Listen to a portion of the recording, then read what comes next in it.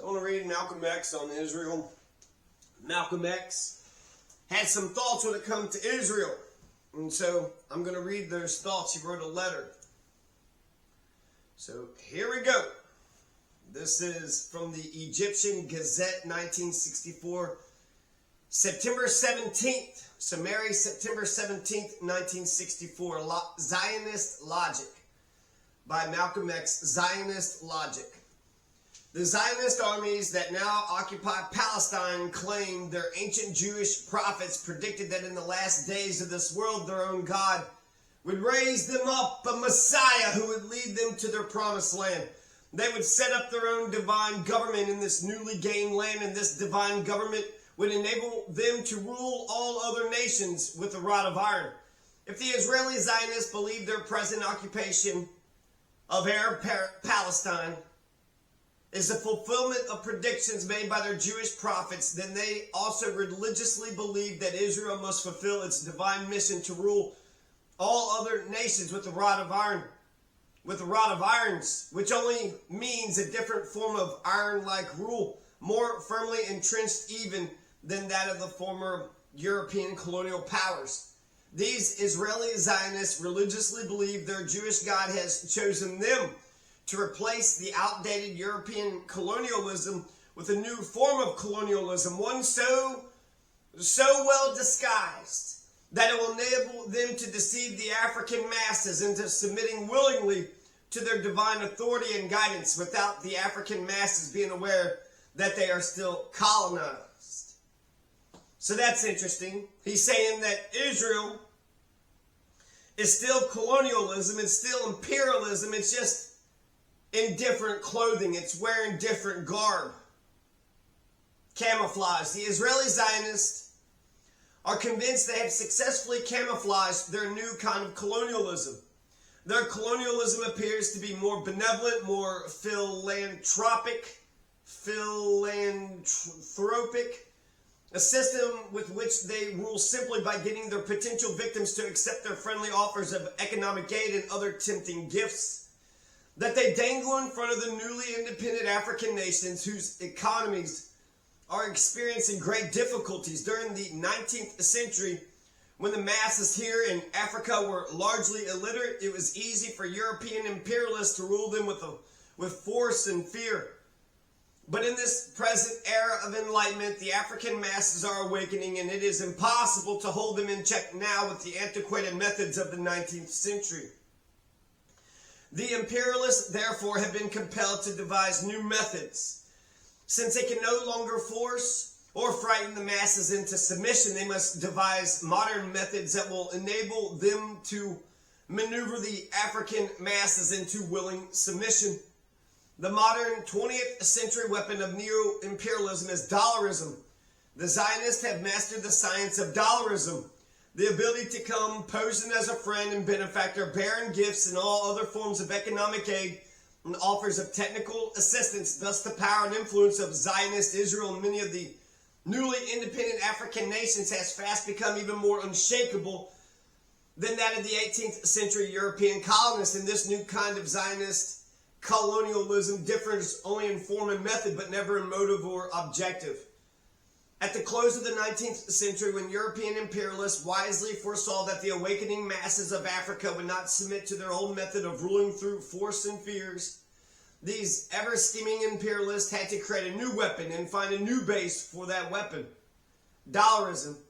The number one weapon of 20th century imperialism is Zionist dollarism, and one of the main bases for this weapon is Zionist Israel.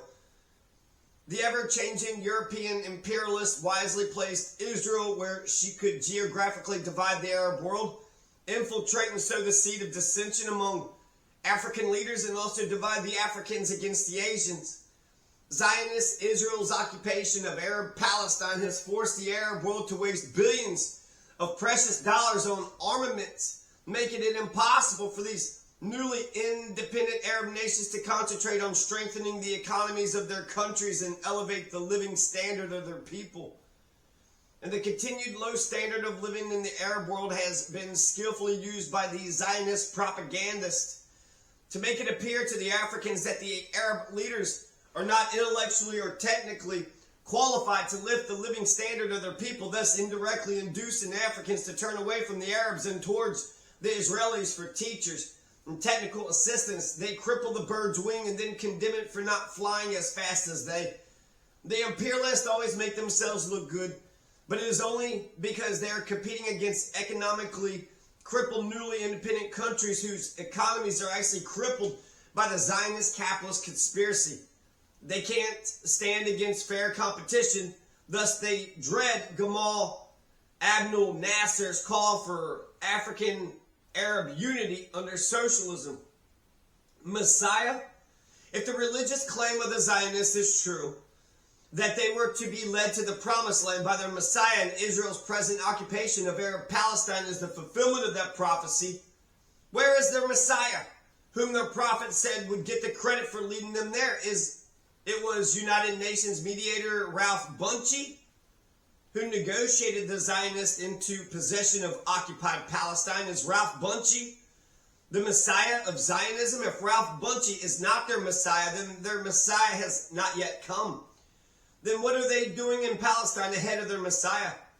Did the Zionists have the legal or moral right to invade Arab Palestine, uproot its Arab citizens from their homes and seize all Arab property for themselves just based on the religious claim that their forefathers lived there thousands of years ago? Only 1,000 years ago, the Moors lived in Spain. Would this give the Moors of today the legal and moral right to invade the Iberian Peninsula, drive out its Spanish citizens, and then set up a new Moroccan nation where Spain used to be, as the European Zionists have done to our Arab brothers and sisters in Palestine?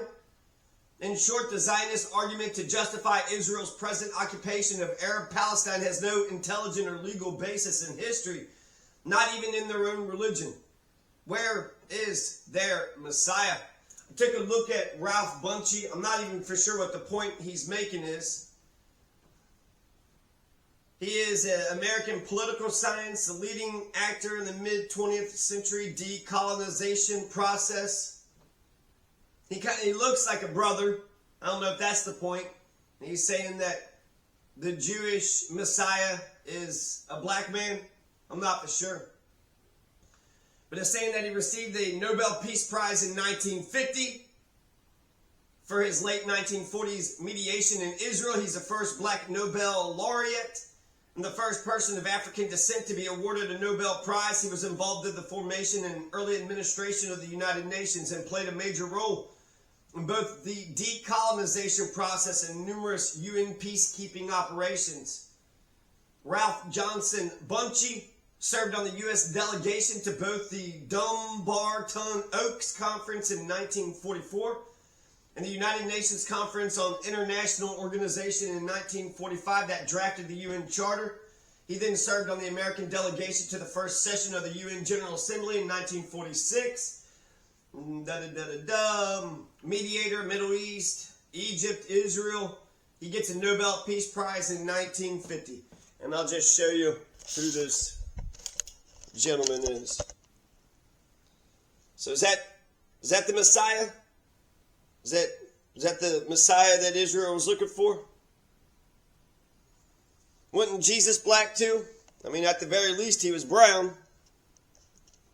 Tell me, where's the Caucasians in the Middle East? You know Jesus was brown. At the very least, black at the very most. So that's Malcolm X on Israel.